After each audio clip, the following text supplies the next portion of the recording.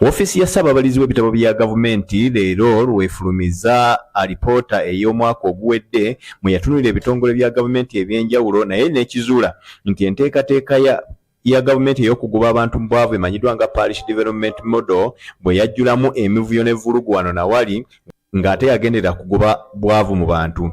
Okusinziira kwa alipoota eno efulumiziddwa olwaleero era n'ekwasibwa sipiika, enteekateeka ezisinga eza Parish Development Model tezikwanaganyizibwa butereevu n'enteekateeka za gavumenti ez'ebitundu ezo ezisookerwako ekivuddeko okufiirizibwa wano na wali. The Parish Development Model or PDM is a government flagship approach to service delivery aimed at improving household incomes by moving subsistence households to the money economy.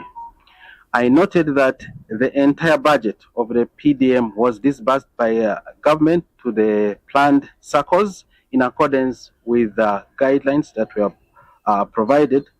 However, Right Honourable Speaker, despite this progress, I identified areas that require improvements. Ssaababalizi w'ebitabo bya gavumenti Edward Akol Mukwaayo alipoota eno ategeezezza nga waliwo obwetaavu bw'okusooka okutegeera ebyo abantu bye baagala okussaamu ensimbi olwo babikwasaganye n'ebyo gavumenti byesobola okukola ku mutendera gwa gavumenti ez'ebitundu emirimu bwe giba gya kutambula kinnawadda. N'agamba nti pulojekiti ezisinga mu nteekateeka eno tezaaliyo kyokka zaaweebwa ensimbi ekyaviiramu okufiirizibwa nga n'ezimu zaasasulwa emirundi egisukka mu gumu.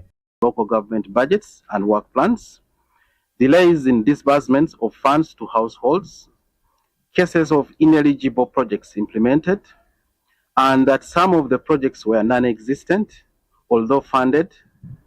There were also diversions of funds and cases of duplicate recipients noted among households. These areas were noted shortcomings, and the details are contained in the reports that have been issued. Ssaababalizi w'ebitabo agamba nga ogyeko enteekateeka eya PDM naye waliwo n'okunoonyereza mu bitongole ebyenjawulo okulaba okulwanyisizaayo enguzi era enteekateeka y'okulwanyisa enguzi nga bo bagikutte kannabwala. Era n'akimala nti ebiseera ebimu okuzimba kuno kukerewa okusuka myezi 5 oluusi n'okukera ddala okweza ng'emyaka 3.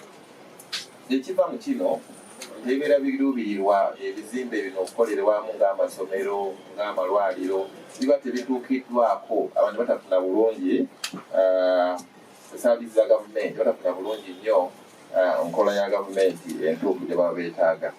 Ekirala ku byo era byazudde nti gavumenti yali badde yeetaaga abakozi abawera 65,884 onoolira ebitongole bya gavumenti byonna nga babiyimiridde naye yeesanze nga abakozi gavumenti balina bali 35,554. Ekitegeeza nti buli bakozi 100 gavumenti beetaaga enaka 54. Ekyo ne kireka ebbanja wabula n'agamba nti nga woofiisi okusobola okukola omulimu gwayo erina bingi byeyeetaaga ebyo ebitaliimu omuli abakozi abatagimala ate n'emmotoka ezibamala okugenda eyo mu masaso g'ebyalo okunoonyereza ku mivuyo n'evvulugu eyeetobeseeyo. When you look at the report, for instance, there are delays in disbursements, and then somebody is given money twice and others are not getting, and then there's lack of alignment of the parish priorities. So this can only be discovered by this team. So if we don't support this team in having facilitation to move to those areas, then we shall be wasting time to send money to the communities.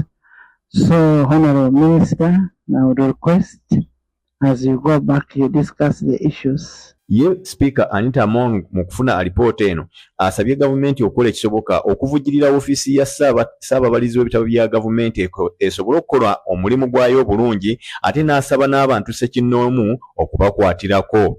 Alipoota eno era eyongedde okulaga nti n'ebbanja Uganda lyerina lyeyongedde okulinnya okuva ku trillioni 69 okudda ku trillioni 114 we gwatuukira mu mwezi ogw'omukaaga ogw'omwaka oguwedde. Ebitongole ebisoba mu 6 wonna bye byakubwamu ttooki era bye byanoonyerezebwako nga bino okusinga bya gavumenti. Kyeyune nno Chris Semalem Semakula, Beg Television.